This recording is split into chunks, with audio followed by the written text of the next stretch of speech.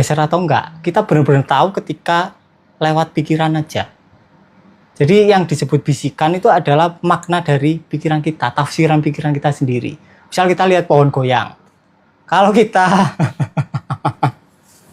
kita terlalu goib-goiban, wah kuntilanak lagi nongkrong. Tapi orang yang habis baca Madilog, ya tahu, oh itu cuma goyangan pohon, nggak ada apa-apa. Dan itu tidak dianggap sebagai sinyal. Dan itu nggak dianggap sebagai sinyal. Tapi orang yang misal lagi kekurangan nyari sinyal, wah pohonnya goyang subur, wah aku mau kaya. Nah itu kan tergantung orangnya kan. Tetap butuh. Setidaknya kalian sadar 100%, di dalam 100% itu ada 2% identitas, dikit. Kalau lebih dari 10%, kalian pasti menderita. Jadi lokal fokusnya itu cuma dikit. Lebih dari 10% kita akan menderita. Kita akan menderita. Jadi non-immersion. Kalian nggak benar-benar masuk. Jadi kalian hidup tapi tidak di dalam dunia.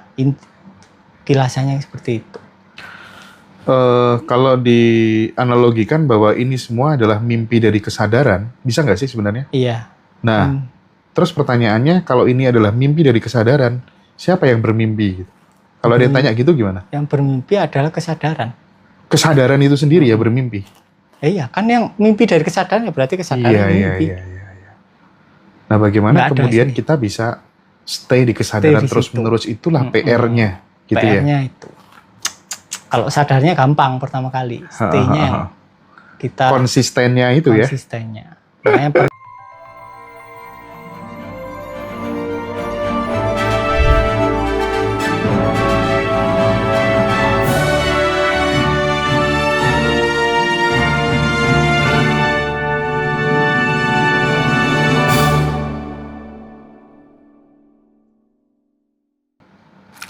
Tapi di awal-awal Mas Riko itu bisa nggak di-share ya momen hidupnya Mas Riko, di mana kemudian kan tidak mungkin terus dari awal, dari muda langsung memahami kesadaran, ketuhanan gitu. Normalnya kalau kita hidup di lingkungan masyarakat kita kan ya pasti Tuhan gitu. Nah, Tuhan runtuh dan diganti oleh keheningan mutlak itu terjadi pada saat apa dulu? Pas 2014-an sih waktu. 2014 itu umur berapa Mas Riko? Lulus kuliah berarti 22. 22-an ya. 10 tahun lalu. Itu gimana Mas ceritanya? Jadi gini, ya hampir sama lah kayak orang-orang ya. Awalnya meditasi, kemudian klinik. Ya pasti pertumbuhannya hampir kayak gitulah. Santet, kemudian mulai belajar meditasi, tantra. Yang awalnya dulunya baca waktu SMP nggak paham. Materi usul jadi paham, kemudian dipraktekkan, dan pelan-pelan, lama-lama capek. Ketika capek baru ketemu. Oke, ketika capek baru ketemu ya. Karena berhenti. Ketika nyerah ya. Ketika nyerah. Mending nggak usah nyari deh Mas ya. Kalau nggak nyari, kita nggak tahu caranya berhenti. Masalahnya di situ. Contoh, sama nggak pernah nyari, terus ada orang bilang kita itu Tuhan, nggak paham. Kalau orang udah mulai nyari, udah mulai capek, mulai connect nih, karena dia tahu. Karena dia udah berlari, dia bisa berhenti. Jadi tujuannya nyari itu biar capek. Biar gitu berhenti. Ya? Bukan biar sampai, tapi biar berhenti. Karena aslinya kita berlari, lari apa yang namanya di gerak jalan itu? Jalan di tempat? Jalan di tempat, larinya. Padahal kita udah di garis finish ya. Oke. Tapi gini, konsekuensi logis jika kemudian semua adalah ketuhanan, berarti kan tidak ada lagi yang namanya konsep benar dan salah. Nah, Mas Riko menyikapi relativisme etika di dalam sebuah kesadaran itu kira-kira seperti apa? Etika tradisi. Iya, konsep benar salah, babi haram, bir haram dan lain sebagainya. Kalau kita udah konsekuensi logis bahwa kemudian semua adalah ketuhanan, kan nggak ada itu sebenarnya. Nggak ada. Ya kalian suka minum ya minum. Tapi ketika kalian minum dan kalian tahu kalian terpengaruh, kalian nggak bisa benar-benar sadar, kalian nggak akan minum. Kalian minum biasanya untuk lari. Nah itu, kalian akan bisa mikir sendiri. Kemudian secara flow-nya mungkin kalian berhenti atau terus nggak ada masalah. Tapi yang terpenting adalah sadar terlebih dahulu. Kemudian untuk etika ya, misal kalau di Jawa kita nyentuh kepala orang itu kan nggak buruk lah kan? ya. Sampean ke Inggris itu hal bagus. Iya kan, beda tradisi kan. Di sini buruk, di sana baik. Berarti kan bukan kebenaran yang itu benar-benar benar. Iya. Ya bisa dikatakan benar, tapi nggak benar-benar benar. Dan kita nggak perlu terlalu fanatik di situ. Ya kalau kita hidup di daerah itu ya udah diikuti. Tapi kita tahu benar-benar tahu itu bukan kebenaran yang nyata. Dan kita nggak terlalu fanatik. Oke. Nah, soal ngeflow tadi, Mas. Soal ngeflow tadi kan ya. Hidup yang flowing, mengalir, percaya penuh pada semesta, itu kan jadi tagline-nya Letting In kan. Tidak banyak rencana gitu ya. Tapi, sorry nih, bagi teman-teman yang dia nggak ada pendamping. Atau dia misalnya hanya dengerin gini aja, tanpa kemudian bisa kontak langsung dengan Mas Riko gitu ya. Bagaimana bisa membedakan bahwa itu benar-benar flowing, percaya penuh pada semesta, sama kemalasan yang berkedok spiritual? Nah sekarang tak tanya, sampean pernah nggak flowing nggak? Pernah lah. Hah? Pernah. Kapan? Ya kapan ya? Sekarang ada nggak yang nggak flowing dan ada yang flowing? Jebakannya di situ.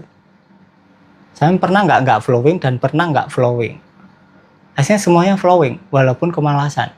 Cuma flowingnya dari identitas yang malas. Oh. Ketika zaman sadar, terserah sama mau milih tetap apa namanya, tetap malas atau mau jadi rajin, nggak ada masalah. Makanya Rumi bilang, sama bisa tercerahkan, tetap miskin, bisa juga tercerahkan, tetap bahagia. Itu preferensi masing-masing. Jadi beliau bilang, pencerahan itu bisa datang melalui kemiskinan, bisa datang juga melalui kekayaan, bisa datang melalui penderitaan, dan bisa datang melalui kebahagiaan. Enggak. Sama. Terus parameternya tadi untuk membedakan pada saat kita kemudian yang apa dari malas tapi dari identitas yang apa tadi Mas Riko sampaikan tadi untuk membedakan bahwa ini benar-benar kita sudah berjalan sesuai kehendaknya gitu ya, sama yang malas-malasan tadi itu gimana bedakannya? Bisa dari pikirannya yang ingin membedakan. Berarti belum masuk. Berarti kan kita larut ke pikiran yang analisis. Oke, paham. Gampangnya paham. gitu. Itu gampang sih asli. Kalau kita aware terhadap pikiran-pikiran kita. Yang penting sering menyadari pikiran-pikiran, sesering mungkin. Emosi.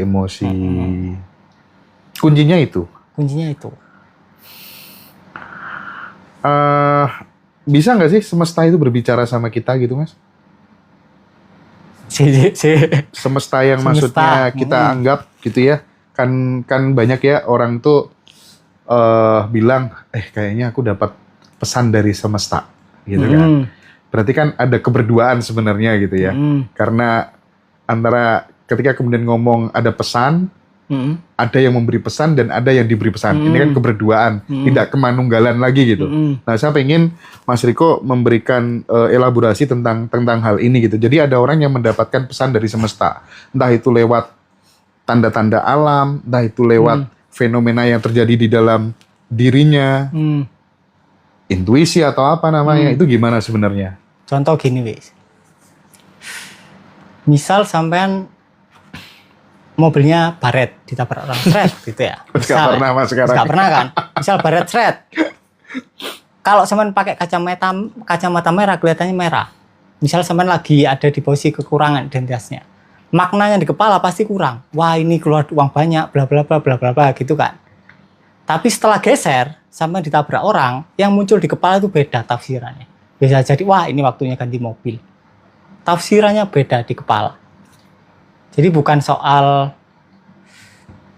geser atau enggak. Kita benar-benar tahu ketika lewat pikiran aja. Jadi yang disebut bisikan itu adalah makna dari pikiran kita, tafsiran pikiran kita sendiri. Misal kita lihat pohon goyang. Kalau kita terlalu goib-goiban, wah kuntilanak lagi nongkrong. Tapi orang yang habis baca Madilog, tahu, oh itu cuma goyangan pohon, nggak ada apa-apa. Dan itu tidak dianggap sebagai sinyal. Dan itu nggak dianggap sebagai sinyal. Tapi orang yang misal lagi kekurangan nyari sinyal, wah pohonnya goyang subur, wah aku mau kaya. Nah itu kan tergantung orangnya kan. Jadi apa yang disebut pangsit itu adalah pemaknaan pikiran kita sendiri. Wangsit yang sebenarnya adalah diam. Wangsit yang sebenarnya adalah diam. Adalah diam. Nggak ada omongan apa-apa, ya hening. Karena ini kan sebenarnya mau disebut sinyal kan sangat subjektif ya. Bisa jadi itu kan distraksi juga ya. Distraksi. Tapi dari identitas yang kekurangan ya, makna kekurangan bukan distraksi. Oke. Sampai di level ini gitu, Mas Riko pernah nggak? Kan sekarang katanya kan hidupnya flowing, termasuk Bapak Joko gitu ya. Pernah nggak ada mengalami chaos yang sangat besar di dalam hidupnya Mas Riko gitu? Dulu pernah nggak? Nggak Kalau pernah. mungkin menurut orang chaos yang besar ya, tapi menurutku enggak sih. Apa itu? Kayak Mas? contohnya kemarin malam lah. Kemarin malam. Aku kan lagi habis makan sama Sinta kan. Sinta yang nyupir kan kalau malam kan. Tiba-tiba ada ibu itu motong jalan, nabrak mobilnya. Jatuh, ininya patah, ini Ibunya itu jatuh patah. jatuh tadi malam. Tadi aku tadi malam di rumah sakit habis dari polsek itu sampai jam 2 nih.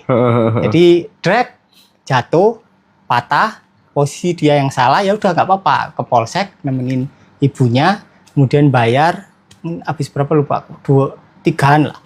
Kemudian sama polisinya, nah ini ya aneh. Polisinya baik sih. Langsung setelah damai langsung dikasih SNK-nya, nggak bla bla bla, nggak terlalu ribet aturan, dikasih ya udah, ya pulang. Nggak ada apapun. Tapi mungkin bagi orang lain itu chaos, tapi bagiku ya biasa aja. Biasa aja gitu ya. Intinya adalah pemaknaan dari kepala kita. Kalau kita kepala diem, ada kejadian ya biasa aja. Ya cuma alunan dari kehidupan aja. Cuma proses. Misal sampean pingin ke kota A, sampean kan harus melalui kota A, B, C, D, E sampai kota ke A kan. Ya memang harus dilalui. Dan nggak ada masalah di situ. Kalau sampean sadar. Tapi kalau kemarin misal aku nggak sadar ya, wah seruat wes. Jadi intinya itu. Oke, Mas. Gini ya. Kan sekarang banyak sekali kan kanal-kanal YouTube yang narasumbernya itu orang-orang yang dulu pernah menjalani praktik ilmu pesugihan. Dia berendam, terus kemudian didatangi makhluk tertentu, terus dia mendengarkan suara kue rene kateo pondo gitu kan, pengen suge gitu kan, udah temenan gue pengen suge, kan terjadi interaksi gitu Mas. Itu kan banyak banget yang dia memberikan kesaksian gitu. Dan rata-rata si tempat pencari pesugihannya itu misalnya kayak di Gunung Kawi gitu, sarate kue kudu lungguh nongi sore wit apa Pak Daru ya, Dewan Daru ya. Terus kemudian ketika ada daun yang jatuh itu disuruh nyimpen Mas, disuruh menyimpen. Tapi syaratnya kue daun yang jatuh itu disuruh nyimpen Mas, disuruh menyimpen. Tapi syaratnya kue kudu duwe usaha. Ono syaratnya kue kudu duwe usaha gitu kan. Saya pengen ini dijelaskan dari perspektif spiritualnya Mas Riko, sebenarnya fenomena apa gitu. Ya fenomena pertumbuhan. Pertumbuhan ya, apa? Lama-lama kan sadar dia. Entah dukunnya, entah praktisnya lama-lama sadar. Enggak, tapi yang dialami itu kan kayak nggak mungkin ya dia bohong gitu. Itu apanya nggak mungkin dia bohong? Dia cerita kan ketemu sama makhluk kayak gini, ngomong kayak gini tuh kayaknya kalau aku yang dengerin ya Mas ya, nggak mungkin deh orang ini bohong gitu. Kayaknya memang itu benar-benar terjadi di dalam dirinya sendiri atau gimana maksudku itu penjelasannya. Contoh gini wis. Ada orang yang kemanapun hidupnya dia ketemu setan. Ada yang kemanapun hidupnya dia ketemu uang. Ada yang kemanapun hidupnya dia ketemu cewek. Ada soal atensi mungkin ya. Hidupnya dia ketemu cowok. Ya soal milih aja, sama lebih mending ketemu kuntilanak apa cewek beneran. Aslinya gitu doang. Ngono tok ya Mas. Gitu doang. Itu soal pilihan kita, asal kita bisa lepas dari ceritanya. Beliau jadi praktisi perdukunan ke pesugihan, itu pilihan beliau bukan? Enggak. Itu adalah warisan epigenetik dari leluhurnya. Oh, ya. Itu warisan gen. Nah, ketika kita bisa keluar dari warisan itu, dari cerita lama, kita baru bisa milih. Di dalam cerita kita nggak bisa milih. Karena semua pilihan udah terangkai di dalam ceritanya. Jadi ya bukan salah yang dukun juga, karena ya memang dia terwariskannya polanya seperti itu. Ya nggak salah juga. Makanya dikatakan Yesus ngomong, maafkan mereka karena mereka tidak tahu apa yang mereka lakukan. Ya emang benar-benar nggak tahu. Dan it's okay. Oke. Nah, ini Mas, tentang siapa nih? Mau tanya Mas, apa bedanya menyadari ego dengan mematikan ego? Apakah ego benar-benar bisa hilang atau cukup kita kenali lalu kita ajak berdansa gitu katanya Mas? Kalau kalian bunuh, itu yang masalahnya yang dibunuh itu nggak ada. Makanya capek sendiri. Nah ketika kalian berdansa ya kalian aslinya berdansa sendirian. Tapi kalian nggak konflik. Kemudian kalian jadi bentuk dansa yang dinamis. Nah itu penting. Makanya jangan. Oke. Nah ini nih, saat Mas Riko bilang aku, siapa sebenarnya yang sedang bicara gitu katanya? Ya semuanya sedang bicara. Semuanya? Sama juga sedang bicara ketika aku ngomong aku. Ketika Mas Hendra ngomong aku, ya aku sedang bicara. Bingung kan? Waduh, aku yang ngomong juga bingung. Intinya hal-hal bisa dijawab, ya dialami. Dialami. Praktik ya teman-teman ya. Praktik. Stay di kesadaran. Ketemu di tanggal 22 lah ya solusinya ya, biar makin jelas. Dan kalau masih nggak jelas tanggal 22 kita liburan bersama ya. Kita nanti bikin acara libur bareng bersama dengan Mas Riko Hutama gitu. Jangan jauh-jauh. Kita cari teman, nanti urusannya Bapak Joko lah itu. Kita tinggal sesuai instruksi aja gitu. Mas, 1-2 pertanyaan terakhir Mas. Apakah kesadaran bisa hadir tanpa identitas? Atau kita butuh sedikit ego untuk tetap waras di dunia ini? Tetap butuh. Setidaknya kalian sadar 100%, di dalam 100% itu ada 2% identitas. Dikit. Kalau lebih dari 10%, kalian pasti menderita. Jadi lokal fokusnya itu cuma dikit. Lebih dari 10% kita akan menderita. Jadi non-immersion. Kalian nggak benar-benar masuk. Jadi kalian hidup tapi tidak di dalam dunia. Kilasannya seperti itu. Kalau dianalogikan bahwa ini semua adalah mimpi dari kesadaran, bisa nggak sih sebenarnya? Iya. Nah, terus pertanyaannya, kalau ini adalah mimpi dari kesadaran, siapa yang bermimpi? Kalau dia tanya gitu gimana? Yang bermimpi adalah kesadaran. Kesadaran itu sendiri ya bermimpi? Iya, kan yang mimpi dari kesadaran ya berarti kesadaran mimpi. Iya. Nah, bagaimana kemudian kita bisa stay di kesadaran terus-menerus, itulah PR-nya gitu ya? PR-nya itu. Kalau sadarnya gampang pertama kali, stay-nya yang kita konsistennya itu ya. Makanya perlu temen. Iya, makanya butuh liburan bareng ya teman-teman ya. Mas, terakhir. Kalau misalnya Mas Riko ada satu kalimat terakhir yang mungkin bisa ditanam di benak teman-teman yang sedang mencari, yang sedang bertanya atau tersesat gitu ya, apa yang ingin Mas Riko sampaikan kepada mereka? Jangan mencari, dipeluk saja istrinya. Kalau belum punya istri? Ya dipeluk ibunya atau bapaknya. Bapak ibunya meninggal? Bapak ibu jangan meninggal ya udah peluk guling aja. Peluk guling. Maksudnya apa? Pesan dari memeluk itu maksudnya apa? Esensinya kalau apa? Kalau kalian ada konflik sama pasangan kalian, sama orang lain pasti konflik. Nggak mungkin enggak. Kalau kalian ada konflik sama bapak ibu kalian, sama yang lain pasti konflik. Karena keluarga itu lingkaran unit terkecil. Kalau kalian di situ ada masalah, di lingkaran yang besar ada masalah. Kalau di lingkaran yang paling kecil nggak ada masalah, nggak akan ada masalah. Kalian nggak akan pernah konflik sama orang lain. Kalian bisa menerima apa adanya. Nah itu penting. Kebanyakan orang berusaha menyelesaikan lingkaran yang besar tanpa menyelesaikan terlebih dahulu lingkaran yang terkecil. Yaitu hubungan sama bapak ibu dan pasangannya. Itu sangat mempengaruhi jalan hidup ya Mas ya? Itu sangat mempengaruhi, karena bapak ibu sampean itu adalah programmer pertama sampean. Programmer pertama. Kalau itu nggak selesai ya nggak akan bisa keluar dari cerita. Kalau belum selesai tapi keduanya udah meninggal, Emosinya kan belum selesai. iya emosinya. Jadi itu poinnya adalah di emosi tadi ya. Kak ngurus mau masih Nggak ngurus. ada. Jadi itu poinnya adalah di emosi tadi ya. Kak ngurus mau masih Nggak ngurus ada. orang. Atau Taiwan ngaji Roso. Oh iya siap. Ke Hong Kong. Boleh. Ini ilmu pamungkas katanya teman-teman ya. Setuju. Jadi teman-teman tadi menarik ya ide dari Mas Joko. Nah, soal cara nanti silakan teman-teman join di tanggal 22 yang kelas letting I-nya Mas Riko di Hotel Mercure Surabaya.